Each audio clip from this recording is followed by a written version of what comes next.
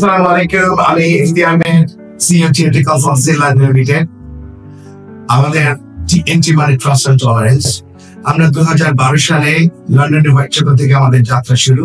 আজ অবধি আমরা কাজ করে যাচ্ছি স্টুডেন্ট কনসালটেন্সির মাধ্যমে মানুষের সাহায্য সহযোগিতা, শিক্ষা ব্যবস্থার জন্য পরিবর্তনের জন্য সহযোগিতা করে আসছি।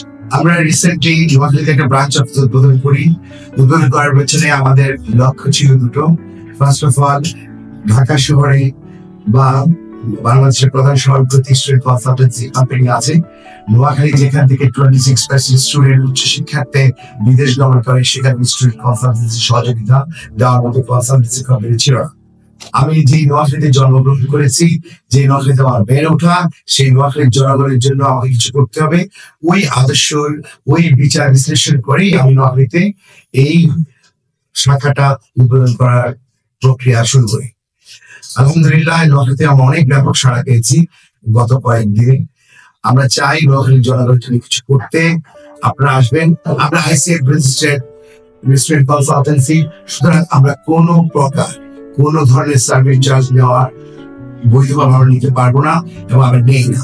আমরা সুযোগ সহযোগিতা করার জন্য আমরা এখানে বসে আছি। আমরা বর্তমানে 323টা ইউনিভার্সিটির সাথে সরাসরি কাজ করে থাকি।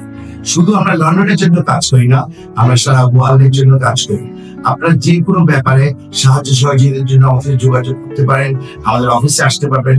মনে রাখবেন, টিএনটি কনসালটেন্সি লন্ডন কখনোই কোনো প্রকার কোনো সার্ভিস চার্জ গ্রহণ করে না।